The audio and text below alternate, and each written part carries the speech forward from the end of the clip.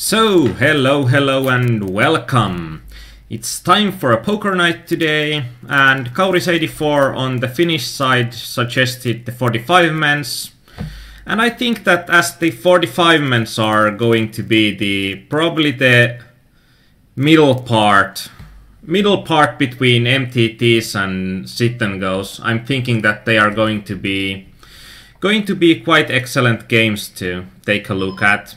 And I thought that we might be doing something interesting for doing kinda through the stakes kind of idea. So we are having the lowest buy-in 45 men and we are having the highest buy-in 45 men at the same time. And this is Aarnimetsa from PokerEyemania.com. Join our chat for a live session later on if you are watching this on YouTube.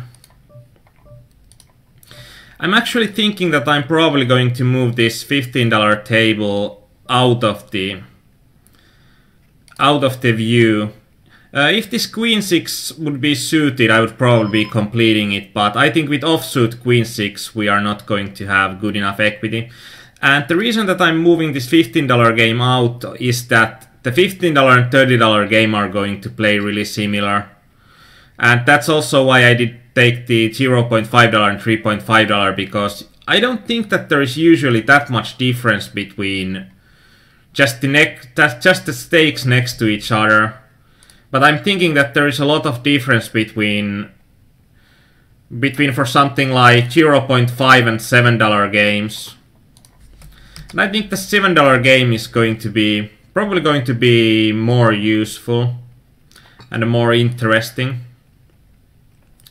And good evening to Aristoteles, Deija, Kauris84, Definado, Aristoteles, Kyphosis. Welcome. I'm adding a few more tables off screen so that we will have something to talk about, because these games are taking a longer time than usual sit and goes. I think that these are going to take, if it's going to be the longest game ever, it's going to take about close to 2 hours.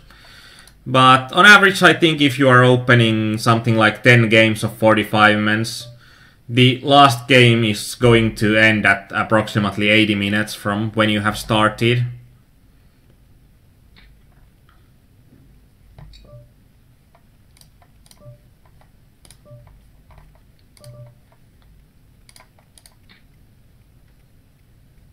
And Skifos, that competition to Jake Carver today.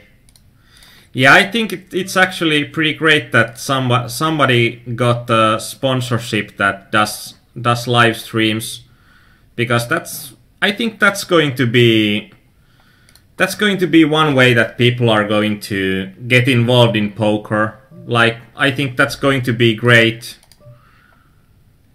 That's going to be great in general. King Jack off is going to be. It's not going to be a hand that I'm happy opening, but it's also not going to be too bad of a hand not to open. I think it's going to be quite close in equity. Do I open or do I leave it be?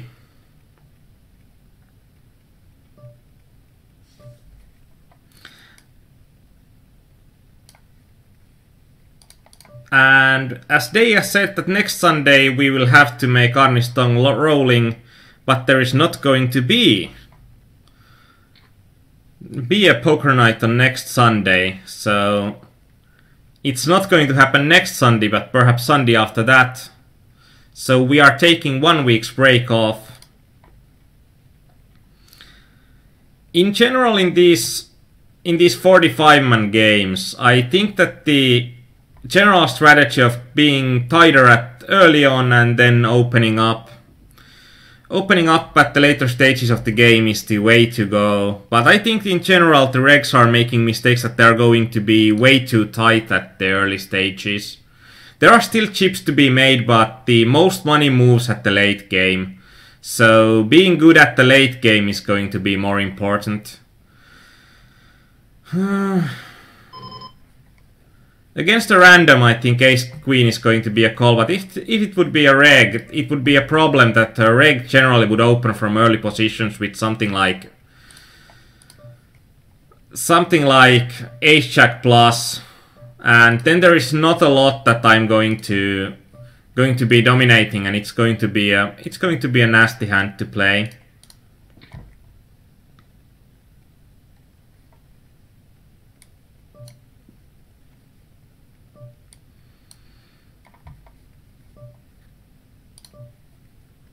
And I don't think that for the reason that the opener's range is likely to be quite tight, I don't think that there's any sense in 3-betting. I think that's going to be even a flat or a fold. Against the nittiest players we can fold, but against an unknown, I think that unknowns are going to open a bit too wide. So that they are not going to adjust their ranges enough going from the early position to the late positions. In here I'm taking a bit of a pot control line, and at the early games these games are going to be all about gaining chips. And I'm still going to take a pot control line. I think that I'm going to get money from weaker hands if I'm letting the opponent bet, but I don't think that I'm going to get that much money if I'm betting it myself. If he has something like a king-queen or ace-queen, then I'm unhappy, but I don't think that there is that much opportunities.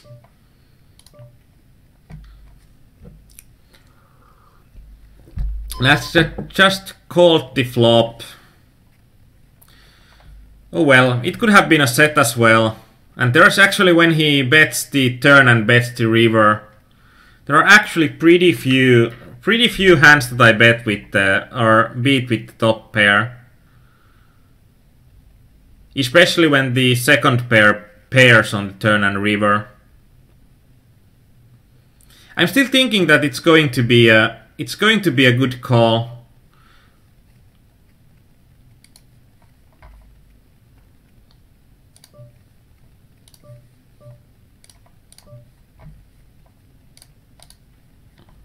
As there should be some bluffs as well. Well on the Firuz's range at that point. Like there will be some busted. There will be some busted.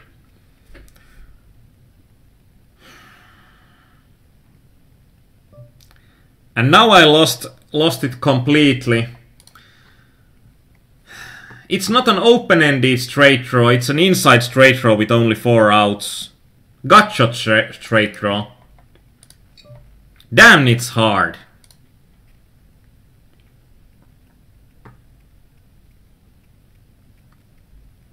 But like in general, I think that the random players, when they are betting 2 streets, like calling the flop, then betting 2 streets, it's going to be really close with something like Queen-Jack, as there is not a lot that our opponent can have.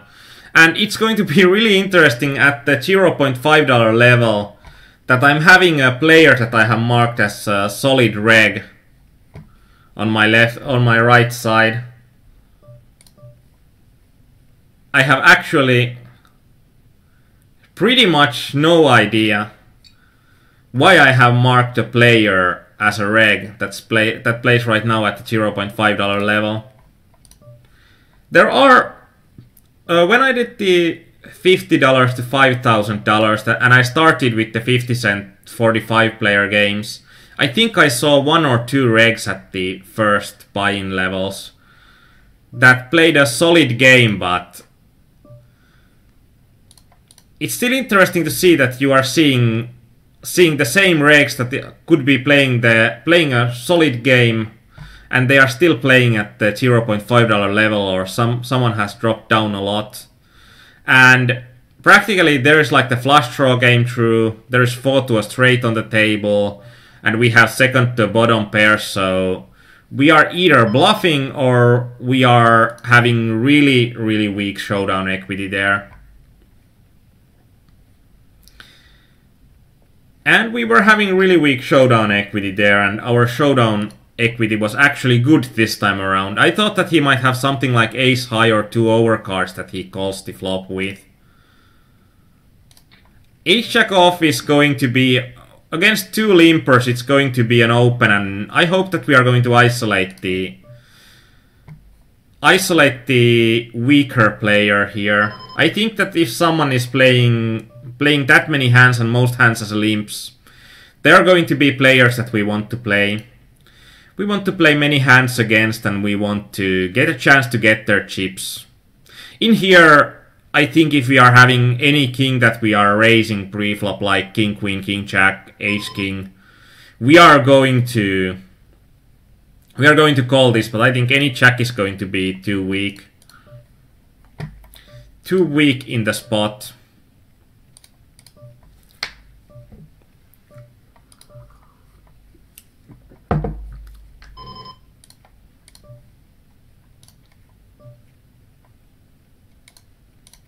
And in general, because my strategy is going to be mostly about stealing pre-wide at the late stages, I'm going to move my bet sizing to be smaller at pretty early on, because then it gives me more profitable opportunities to steal.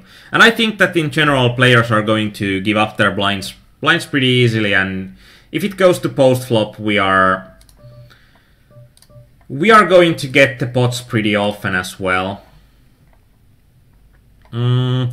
A tight-looking player shoves over our ace-jack open. Even if ace-jack is going to be among the better hands, it's not going to be strong enough to call a really big shove here. And what do you think about PFR shove / call ace-king at the early stages? For example, in that situation, if I would have had ace-king, I would have called it for sure. And it depends on the situation. If we are going for something like UTG opens, UTG plus 1 3-bets, it's going to be a situation that we are... If this ace-jack would have been suited, it would be an instant call, but against an early position opener that hasn't played has played 1 hand in 10 hands, I think it's going to be too weak.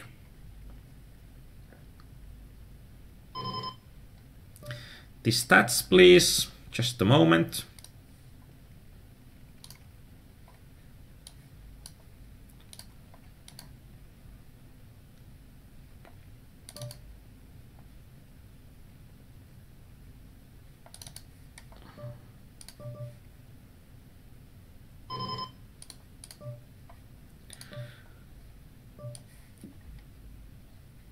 And I'm having quite a few tables right now, so it takes me a while.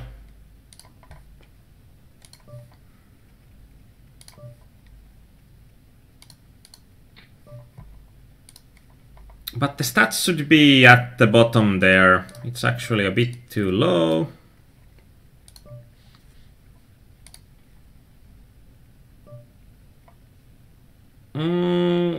Pocket eights.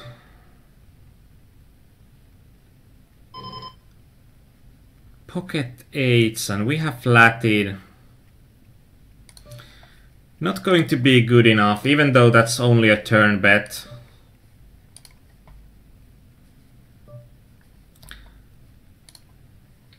So for example, Definade, it's going to be hard to have an easy answer to that, because every situation is going to be quite different. We are having a blind that called pre-flop. It can be a set, but I think that when we are having 2 pairs, we are going to get it in against the king often enough to warrant a shove there. And as Kifosis asked, that what is your goal at the early stages in generation, preservation or accumulation? It's going to be accumulation. I think in these early stages they are not the deciding factor. That you can have a game plan that only tries to conserve chips at the early game, but I think that it's not going to be optimal. You are going to get ROI percentages at the early game as well, when you are gaining chips on your opponents. On the top right, it's going to be pretty nasty flop, and our opponent is hitting it quite often. We are having a gut shot straight draw, so we are having like 3 outs that we are really happy about. But most likely this hand is going to be best played as a bluff. So even though we had only 3 outs that we are really happy about, and we didn't have a lot of, but I think that our opponent will probably be folding enough. When we are betting less than half a pot, it doesn't need to work that often. When it's about 40% of the pot, it's something like 27% that we need to have our steal to work for it to be profitable with the worst hands as a bluff. So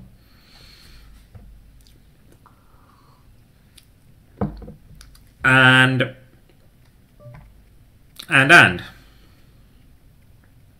so it's always something like ace king. It's always going to be that you have done your work before off the tables. You have been looking at what are the general ranges that someone opens at a certain position. Then you are calculating that would it be profitable to shove the ace king at the early stages. I think that usually shoving ace king is not going to be the optimal move, because if we are shoving ace king, there are usually going to be other options that could be more profitable. And I think like calling or making a small 3-bet is usually going to be more profitable with ace king than... There are spots that I think that shoving ace king early on would make sense. This is actually... We are having showdown equity, but the the pair of 5s is likely going to be so weak that I want to take the pot away right now if possible. And with the king's duke, he's not going to give it to me, so I'm trying to... So then I adjust my game plan a bit. And when we hit the second 5 at the river, then we are having the nuts, and then we are just thinking about what's going to be the most that our opponent will call. And unfortunately, he didn't call even a small bet.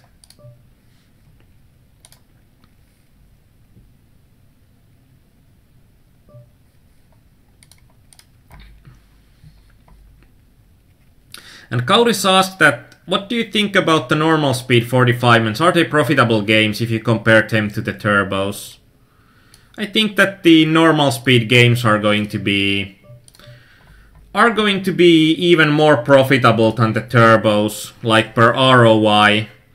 So I'm thinking that probably the attainable ROIs at the normal speed games are about double of that on the turbos. I think in general the player pool is going to be weaker in the normal speed games, and there are just way more spots that you can gain equity. Way more spots that you can gain equity in the normal speed games, as the stack sizes are going to be a bit deeper.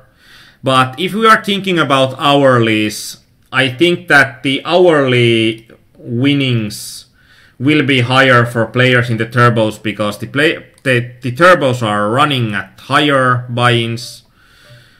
Like, I don't think that there are going to be many $15 games that are going to open at the regular speed. I don't even know do they have them. I think the highest games are going to be probably $7 normal speeds, but the highest turbos are going to be $30 games.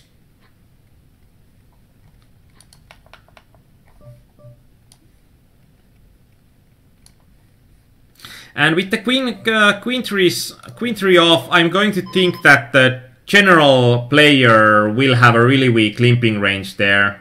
And the queen 3 off is not going to be a hand that will gain a lot if I see a flop. And I'm really surprised that I see the queen 10 off there.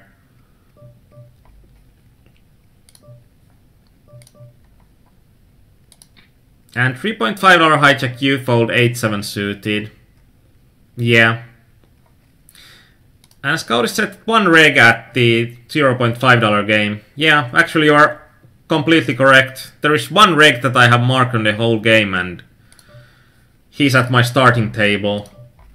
In general, if we are looking at these games, in here we are going to need to call for 640 chips. It's about half of the pot, so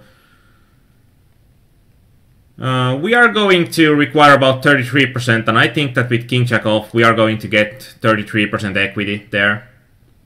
And Definado said that turbos have less rake. Yeah, turbos have less rake at the certain buy-in level, but the normal speed games are more than paying up for it in softness.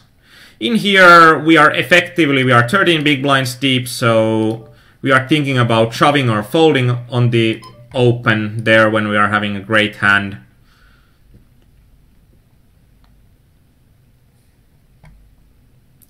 But so I think that in every stage of the 45 player games, if you are not accumulating chips, you are doing something wrong. So, like, I think every single level is going to be good enough for you to accumulate chips. You are going to have edge at every stage of the game. And Rixie asks for a lot of things.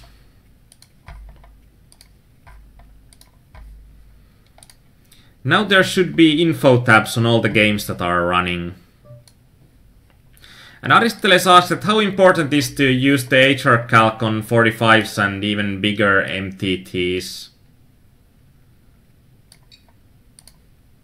I think on the final tables you should know about ICM, and at the 45 men's you are going to be at the final table so often. Like, I think a good player in the 45 men's is going to be at the final table about 1 in 4 games. And when you are being at the final table in 1 in 4 games, even though the ICM is not that punishing, the structure is... Actually, I think the 45 player structure is going to be one of the best structures that PokerStars has created. The bubble factors are staying really constant throughout the structure, so I think the end game is going to be quite simple, but I think that you need to be aware of it, and you can gain an advantage.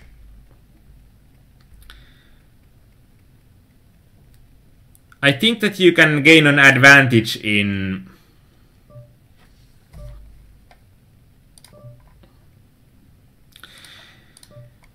And especially in the 45 mans, you can gain a big advantage in having an idea on how to play the final table, and also not just like you are aware of what the ICM will do for you, but you're also aware of what the ICM will do with your opponents. Like, how much can you abuse a reg near the bubble or three-handed? It's going to be pretty big. And something like three-handed, it's going to be so similar in... It's going to be really similar from 9 max, from 6 max, sit and goes. Practically every MTT structure has about the same structure when you are three-handed.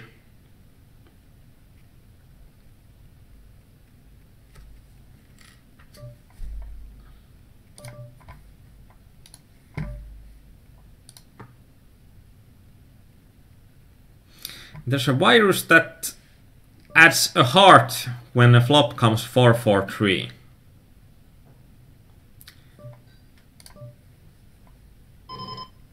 And with Ace King we are calling for sure when we get 3-bet by. And when we are opening with something like 8 big blind, or when we are opening and there are players with something like 8 big blinds that are going to re-raise us, it's going to be a situation that you need to always be calling when you are opening. Like with 8 big blinds, the opponents, even against a min raise, you are like paying only 6 big blinds more, and there are going to be very few situations that you would have it would be a good idea for you to fold, especially when the hand has been worthy of an opening anyways. And Skyphosis says that, do you prefer this over 180 men? I prefer this structure. I like the structure a lot from the start to finish. And as I like less variance, it's going to be... These are going to be great games. Like, in general, I think that for the same buy-in level, you can play twice as high of these 45 men as you can play at the 180 men. I think the 180 men are going to be the sit and goes with the highest possible ROIs available, but they are not going to be that far ahead of the 45 men. And I think that the 45 men with the less variance are going to be probably better games to start with, because there are going to be so much more of those final table situations and there are going to be so much more to learn. This is going to be an abusive min race here, and it's going to be like, if a player hasn't found other than one playable hand, it's going to be quite likely that he's having a really tight game plan, and we can raise fold against this guy for sure. I would actually have raise folded against both of those guys, and the reason would be that when this guy looks to be really tight for the 26 hands, and he has found only 2 hands worthy of playing and only one of those has been a raise, I'm thinking that if he 3-bets, he's going to have a really tight range that completely crushes my Jack 6 off.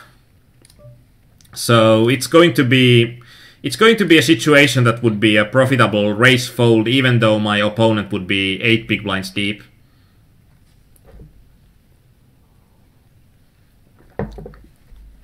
But like Aristoteles, in these games, the Hold'em Resources calculator, it's not only going to be an ICM calculator, it's also going to be a really useful tool for you to get rid of some of those shove and fold mistakes. Like, if we are thinking about these games, I'm thinking that in these games there are going to be... In these games, I think the most money moves, if we are looking at these games, I'm thinking that the most money will move when the stack size is going to be 20 big blinds or less. And if you are really good at 20 big blinds or less play, it's going to be really, really good for you. And that's something that Hold'em Resources will help you a lot with. And we lost the largest game, so let's take a $15 game from the outside tables.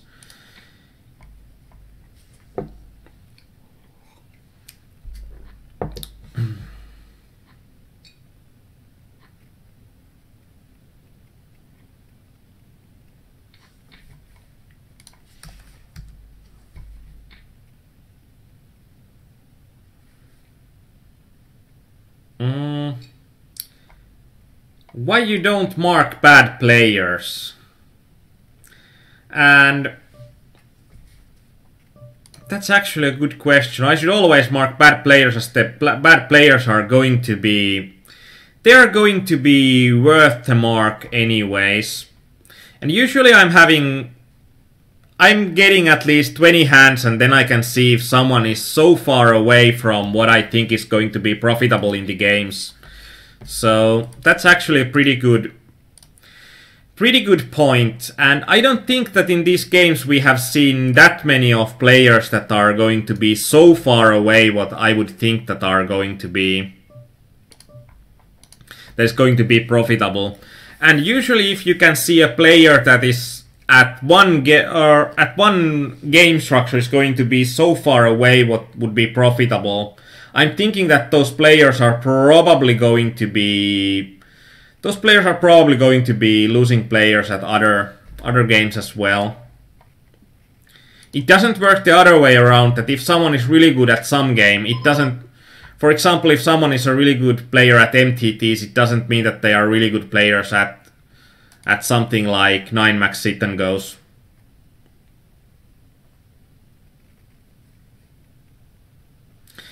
I think Impact Point asked about the automatically set the info tab. I think I used to have Table Ninja to do that, but I think after the PokerStars 7 update, that's a thing that does not work.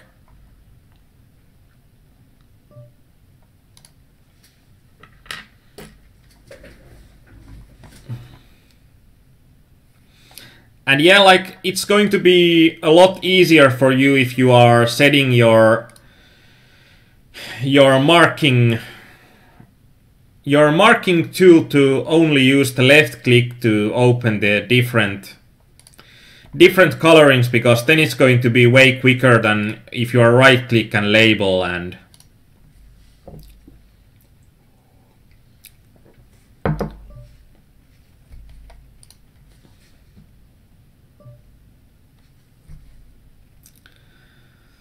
five four off. 5-4 suited I would shove. 5-4 off, I'm thinking that it's going to be too weak. If it would be at the small blind, I would shove the sub 4-5 big blinds. Because on average people are going to fold too much. In here we are not going to open Queen 4 off. We are having a player that's aggressive 3-better, and then we are having two players that are having such a short stacks that we need to always call them. So that's going to be one of the worst positions to open Queen 4 off.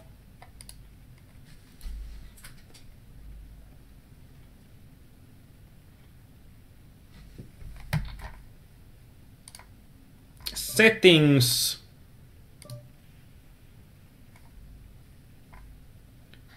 I don't have a chat option in settings.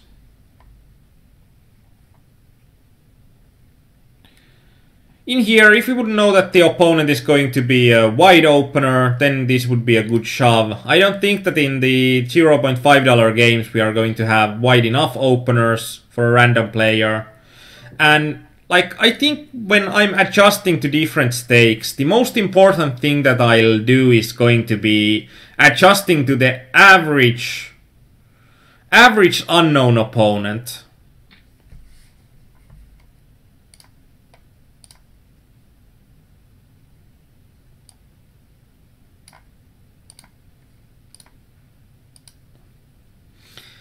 And thanks, Kauris. I think I should have the info tab open for the next set of tournaments. Queen 9 off is going to be... It's not going to be a hand that I'm too happy about, but with antes, I think it's going to be... It's going to be slightly profitable. It's going to be profitable if we are thinking that the blinds are going to take us during the next 3 or 4 hands. So then we are rather shoving a hand that's going to be solid than taking the next 2 hands that are not probably going to be that profitable.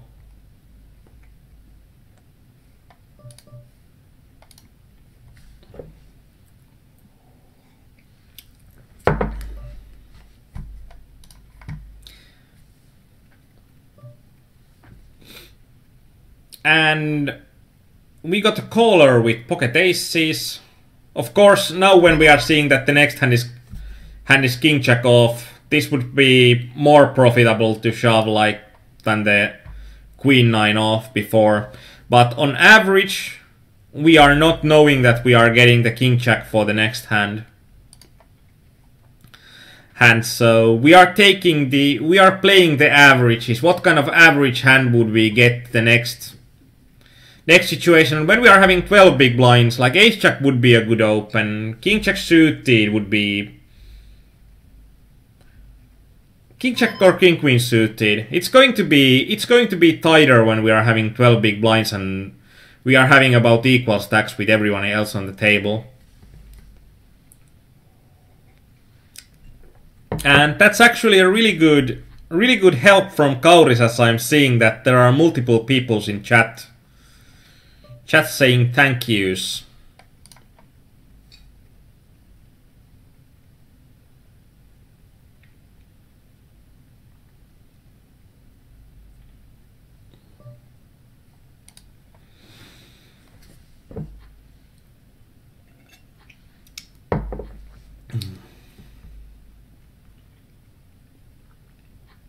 And it's nice with PokerStars software. Most of the stuff that makes your play easier is already included in the software, so there are a lot of, like, you can use hotkeys and everything with just the PokerStars software, so you don't need to use third-party tools. So that's something that I like about PokerStars, that they are making the general play experience quite enjoyable with just the software.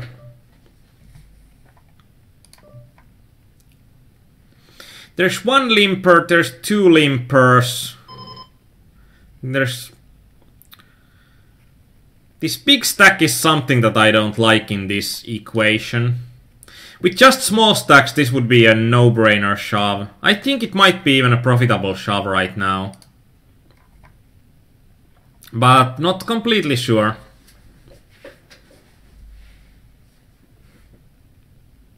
And Kauri says that I like PS7 settings, it's better than PS6.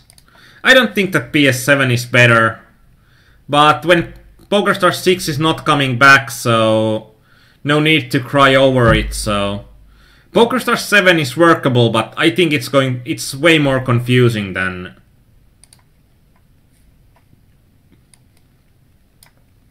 It's way more confusing than PokerStars 6 used to be.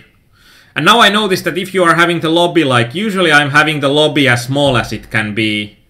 And then there is no text for the settings and tools and news and whatever.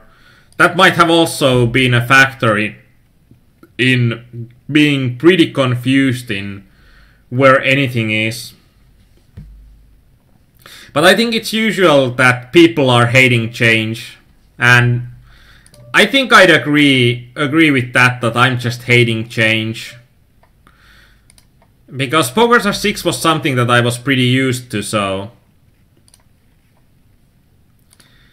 PokerStars 6 was something that I was pretty used to, so... It's something that's hard to let go when you have something that you know that works, something that you have gotten used to, but... Well, nothing you can do. I think it was better than most sites would have done that they are having the both of the softwares running side by side until they are thinking that the PokerStars 7 is going to be the better software. And I think that's something that not only PokerSite but all the software producers should work on as well. That only make the update mandatory after the software is a lot better than it used to be.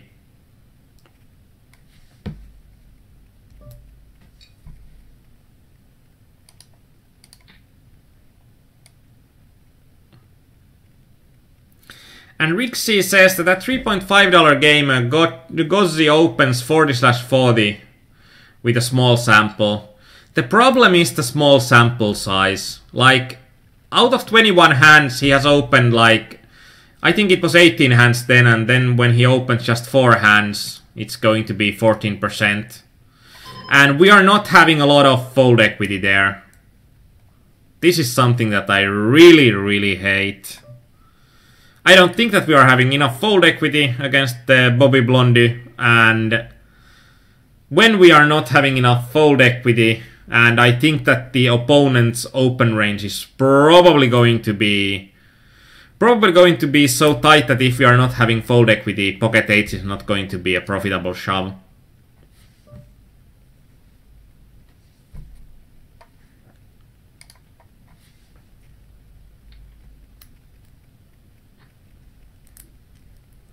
And something like Ace-Jack suited would be probably profitable shove against Gozzi at the previous hand. And let's see if we can have the previous hand here.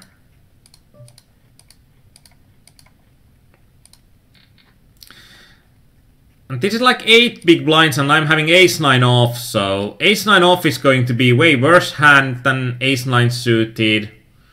Something like Ace-Jack off would be a shove here. Probably Ace-10 suited and like pocket 6s and up.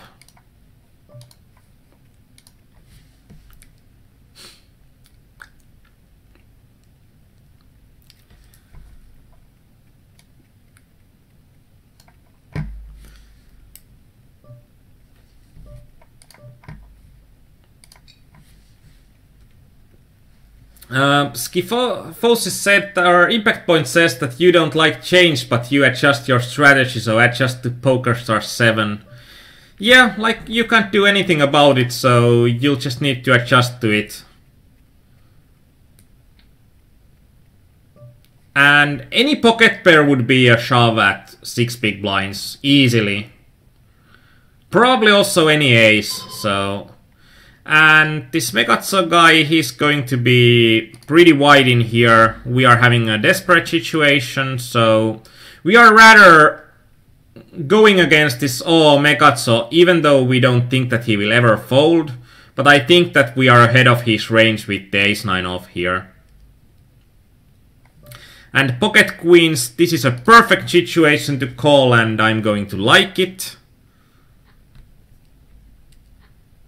Not when there is other pocket queens that I'll need to share it with, but what can you do? And Impact Point says that table 1, getting confused with you and Amnesiac, knocking out please. I'm trying to, but now it's going to be the final table. So now it's actually going to be a perfect time to be at the final table, because we can take a look at the price structure. At the price structure we can quite easily see that there's going to be the pay jumps are going to be pretty equal. Like the first pay jump from 8 to 7 is going to be 70 cents. Then it's going to be 50 cents, 50 cents, 70 cents, 80 cents, $1 and $2. So when the price structure is going to be really equal, it means that our bubble factors are going to stay quite close together. So when we are at the bubble, we are going to pretty much stay at the same mode through the whole bubble.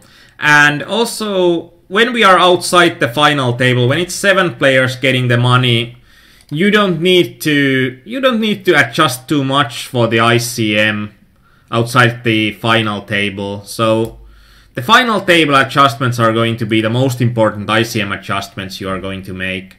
Of course, when you're at the 2 final tables, it's going to be a situation that don't take stupid risks and don't like put your whole stack on just a flip that you are not going to be ahead,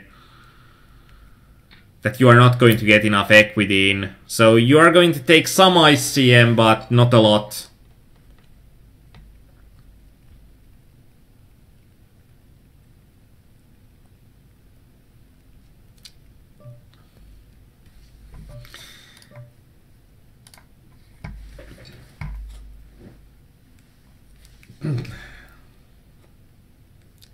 And Kauris84 asks that, can you bust this $0.5 game to place 8th? Why would I want to place 8th? There is a ton of money involved at the top.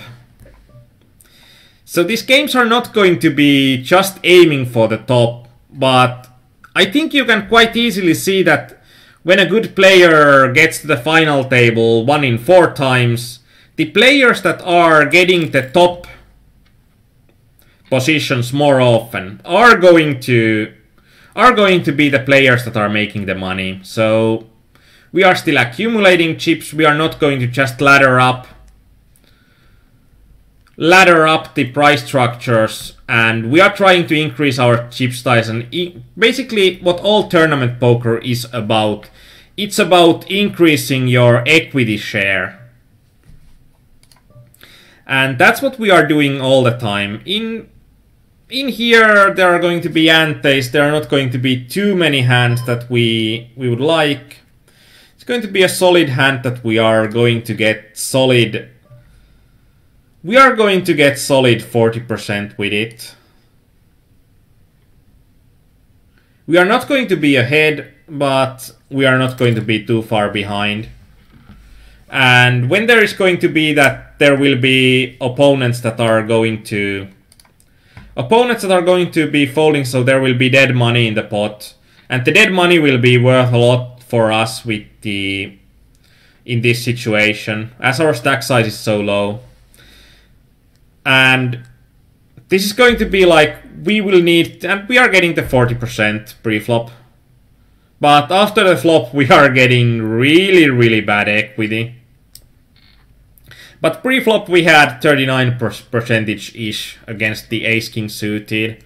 And the pot was like over 4 times our stack size that we would have won if we would have won it. So you can see there that it's going to be a profitable option. And even like there is 1,000 chips already in the pot in that situation from the blinds and antes.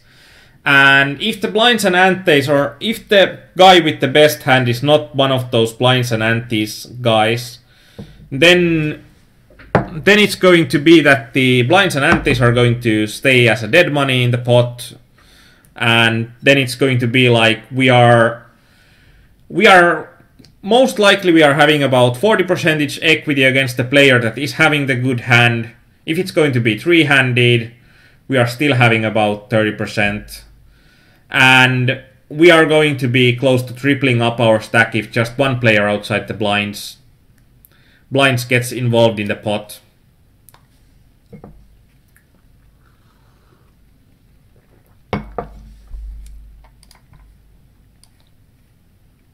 And then we are having the higher stakes game. So let's take its lobby out as well. Pocket 8s. In these games, it's going to be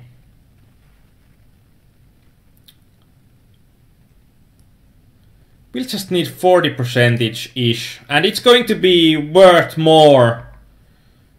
Like, the ICM is not going to be the completely deciding factor in there. It's going to be, I was thinking about how tight my opponent will open in that situation. And if my opponent is opening really tightly, then pocket 8s, even against a really tight range when I start to think about it, we are getting the 40% or more. And I don't think the ICM will add more than about 2 or 3% of ICM tax or risk premium, whatever you want it to call.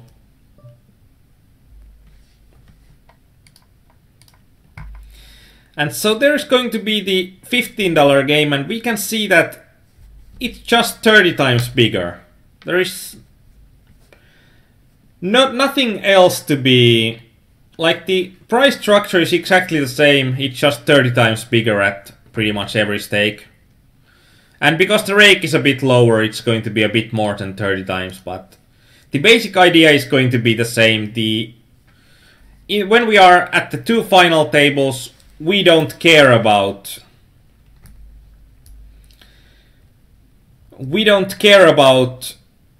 pretty much anything else than gaining chips. Skifosis asked that, is this prejudice applicable that every Finn is crazy about hockey, or are we wrong? I'm thinking about a good way to formulate it. I think it's going to be likely that probably something like 70% of Finnish males and like 25% of the females like hockey, and it's going to probably be the favorite sport in Finland.